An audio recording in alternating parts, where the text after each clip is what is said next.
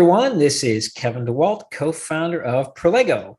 Today, I'm going to be speaking with Justin Pounders, VP of Data Science at Prolego, about how we interview for data scientists based on the experience we've had over the past 5 years and the things that have worked and the things that haven't worked. For the audience, the job description of data scientist can mean all kinds of things at different companies. I mean, that can mean everything from somebody who creates, does data cleanups and creates dashboards all the way up to a software engineer.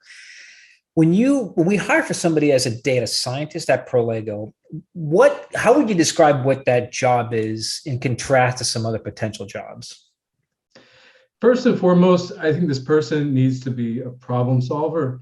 Yeah, you need to know the basics of ML and statistical analysis and Python and coding and a little bit of math, but that's table stakes. So what I look for is somebody who can walk into a new situation, a new challenge, and break that challenge down and really critically think about how to solve this problem, how to build the individual pieces and put that back together into a solution. And so that's the number one thing that I look for is, can they really kind of apply first principles reasoning and go into a new situation and solve a problem? Because in so many cases, there's not a playbook, there's not a checklist you can follow. So it needs to be somebody who can really break down a problem and then put it back together into a solution. One other thing that I really look for is communication skills.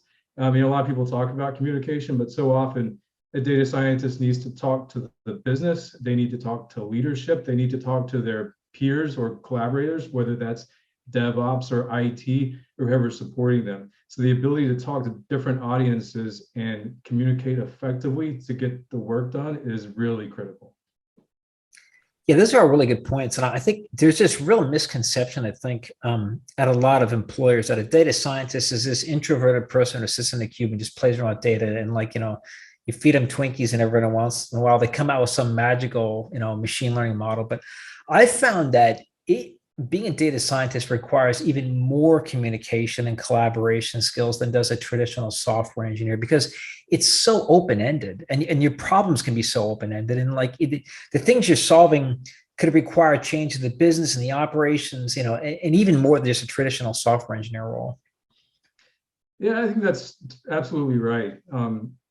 Ideally, we could start with a requirements file that's very precise and well laid out, and you just work to the requirements. But in reality, that's never the case. You'll start off and you'll think you're solving the right problem, but then you take it back to the business and realize that they're actually misinterpreting what you're providing to them. So you have to go back and either change the model, change the presentation layer of what you're providing to the business. It really requires a lot of back and forth. And we've never had a project where there's well-defined requirements up front. It's something that you have to iteratively work through with the stakeholders. Yeah, I think I can remember a number of times where you and I started working with a company that hired us, and we didn't know what the problem was until the first meeting. It's like, okay, we're here. Yeah, that's happened a couple of times. AI magic, and then it's like there's an investigative process just to get to the problem. Okay, so then back to recruiting. What are the red flags in a person's background that may indicate they're not qualified? So if we get an applicant that comes in and you're looking at the resume, what are some of the red flags in terms of this person may not be the right fit for the type of work we need? One of the things that always makes me a little bit cautious is if I see a lot of certificates or credentials that is not paired with actual work or projects. So someone might have 10, 15, 20 certificates of classes that they completed online, and that's great. There's value in those classes, but that will only take you so far. I want to see, what has this person actually done, whether that's work experience, if they're coming from a prior data science or ML role, or just sort of a side project where they've been curious about something or they want to explore a technique or an algorithm. So they go off and they create their own project and really start to get hands-on with the problem. I think that's the thing. If I don't see some sort of hands-on, whether that's on the person's own time or with the work project, I want to see that hands-on experience that goes beyond a classroom or beyond an online course or beyond a certificate or a credential. Okay, so then I'm going to give you three different scenarios, and you tell me which one excites you most. One is a bunch of online practical current data science certificates. One is a degree from a top university. And the third one is an online project with a GitHub repository, blog post analysis, so you can see how the person works and thinks. If you had, which one of those are you going to gravitate towards first? It's easy. The last person. The last person who has actually gone out and done something, has applied techniques, has written code, has documented that code, has been hands-on with something. That I think is more valuable than half a dozen online courses. That's also potentially a lot more valuable than a graduate degree, because I went through graduate school and there are really great PhDs and there are some not so great PhDs. So you can't even key off that alone. But if an applicant can point to something, like we had a candidate recently who had written some code to build fantasy worlds. Well, that's not relevant, but that shows that this person can learn how to do meaningful and complex tasks. And so that I weight very heavily. So let's just make sure this is clear then for the audience. So PhD in machine learning from Stanford with no repository versus person with no degree in anything. It's got a repository, GitHub analysis. You're going for the latter every time? More often than not, yeah. Okay. Unless the Stanford PhD can really, blow me away with his dissertation work and has done some really interesting work on the side. Well, I guess that proves the point. I still want to see that extra something beyond the PhD. And what's kind of funny because like I went to Stanford and you got a PhD, so I think both of us in our mind, and we almost kind of knocked that down a level based on our experience. Like, oh, you got a PhD from Stanford. Well, we'll try not to hold that against you. Okay. All right. So then moving on to the next question. What are your top interview skills? What are your top interview questions and why? The number one question that I like to ask is, how do you learn something new? ML, AI, everything is evolving and changing so rapidly, it's so dynamic that anything you learned 2 years ago is probably going to be out of date now, if not in the next couple of years. And not only that, we are constantly going into situations where we're presented with new challenges. We need to employ new techniques, new algorithms, new libraries. You have to be in a position where you're constantly learning, or you're able to adapt to a new situation quickly and learn new tools and new techniques. So I like to ask a person, how do you learn something new? And for that person, it could be whatever they choose, but I want to know how they learn, not what they learn, but how they learn. And in the answer, I guess I'm giving away my favorite interview question. But in the answer, I want to see that they get hands-on with the material that they're learning. If they say, well, I go and read a blog post and that's how I learn, or I watch a YouTube video, those are great resources, but they're limited. And until you get hands-on and learn experientially through doing the thing that you're trying to learn, you're going to be limited in what you know. And I guess the great thing about that question and answer is someone can't really BS you with it, because so I go, somebody listening to this interview thinks, oh no, I know how to hack the interview with Justin. Your next question is going to be great. Give me an example, right? Show me how. Yeah. Show me. Yeah. So related to that, I think a lot of people struggle with how to evaluate hard skills in a data science team, and especially for managers who are maybe not data scientists themselves, or maybe haven't been hands-on for a couple of years. How do you evaluate hard skills? I like to have the applicants do two things.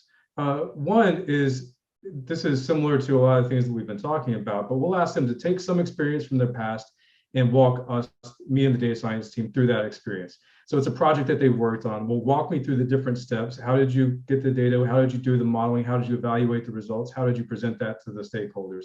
So something from their background, their experience, that they can walk us through. And then we can follow them, track them. And on the one hand, we're seeing how well they communicate. And on the other hand, if there's something that piques our interest, we can drill down and ask them more specific questions and see how they respond to those questions, which reveals how they were thinking about that problem.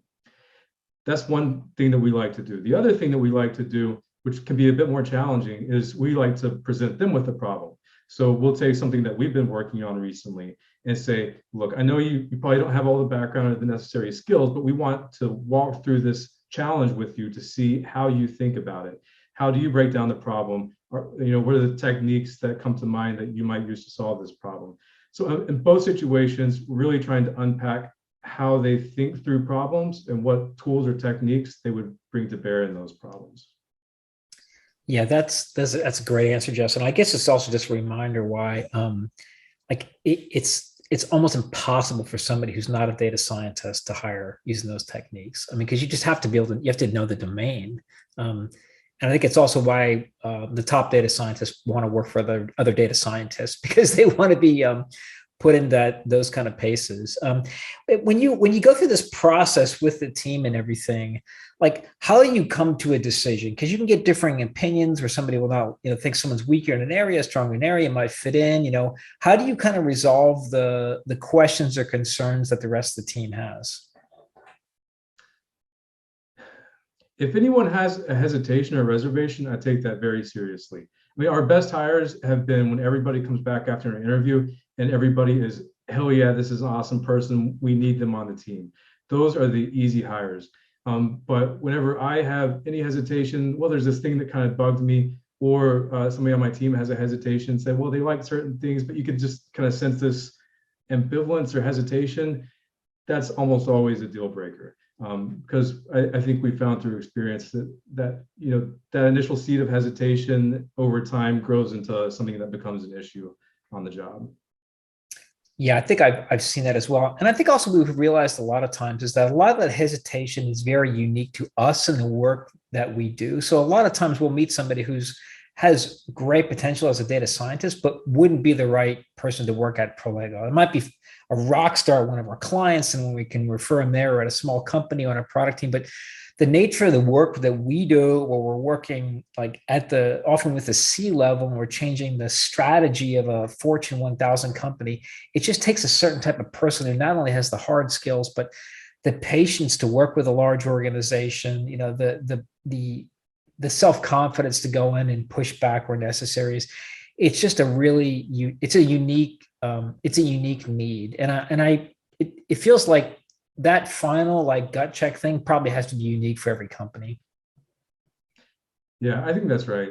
For us, a lot of I think the fit is what you just said. And we need somebody who can not only solve the hard problem, not only knows how to communicate, but knows how to deal with challenging personalities in certain meetings, and deal with pushback and resistance from organizational inertia, and know what to do with their time when they're waiting on data, when they're waiting on access, when they're waiting on permissions. And so there's a lot of challenges at different levels and various forms that someone who we want to bring on, they know how to deal and work through those situations and challenges. Yeah. Well, thank you so much, Justin. It was fantastic advice. Thank you so much for your time. I hope it helps some of our audience do a better job of building their data science team. Thanks, everyone. Thanks.